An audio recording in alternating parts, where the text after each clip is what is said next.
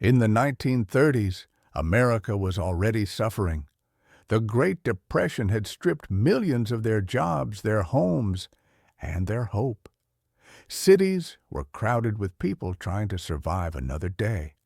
And in Cleveland, Ohio, beneath the noise of factories and the quiet desperation of poverty, something far darker was unfolding. This is the story of a killer who walked freely through the city and was never caught. Cleveland in the 1930s was a city divided. On one side were industry and progress. On the other were shanty towns, places where the forgotten lived. One of these places was called Kingsbury Run. It was a stretch of land near the railroad tracks and riverbanks, filled with makeshift homes and people with nowhere else to go. It was quiet, hidden, and vulnerable. In 1935, something horrifying was discovered there, a body. It was badly mutilated and missing its head. Police struggled to identify the victim. There were no fingerprints, no face, no clues. At first, authorities believed it was an isolated crime, a tragic but rare act of violence. They would soon realize how wrong they were. Over the next few years, more bodies began to appear across Cleveland, always in abandoned places, always dismembered, often beheaded. Some were found near Kingsbury Run, others closer to the city itself. The pattern was impossible to ignore. Whoever was responsible knew exactly what they were doing. The cuts were precise, controlled, deliberate.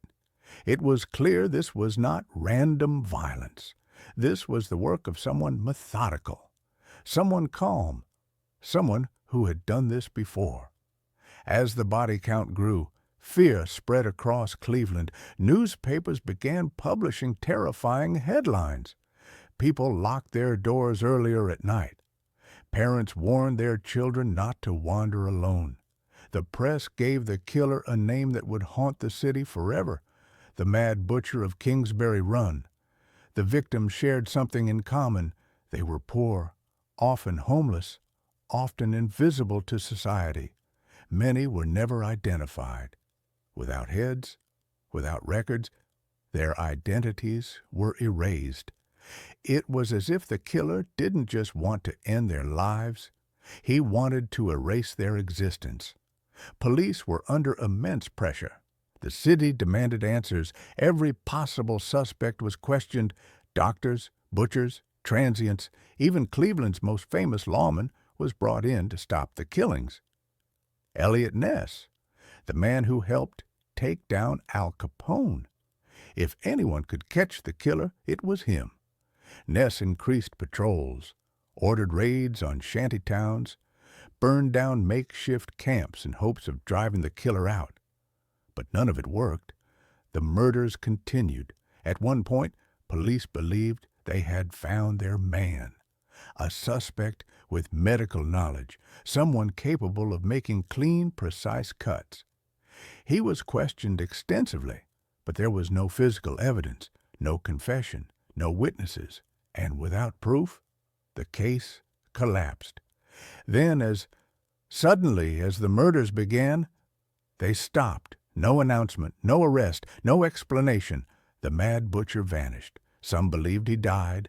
Others believed he moved to another city. Some feared he was never caught and simply blended back into society. Officially, at least 12 victims were confirmed. Unofficially, many believed the number was far higher.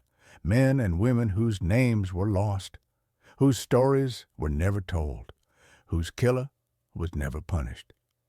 To this day, the Cleveland torso murders remain unsolved. No identity, no justice, no closure, just a city forever marked by a shadow that once walked its streets freely, and a chilling reminder that sometimes the most dangerous monsters are the ones who are never found.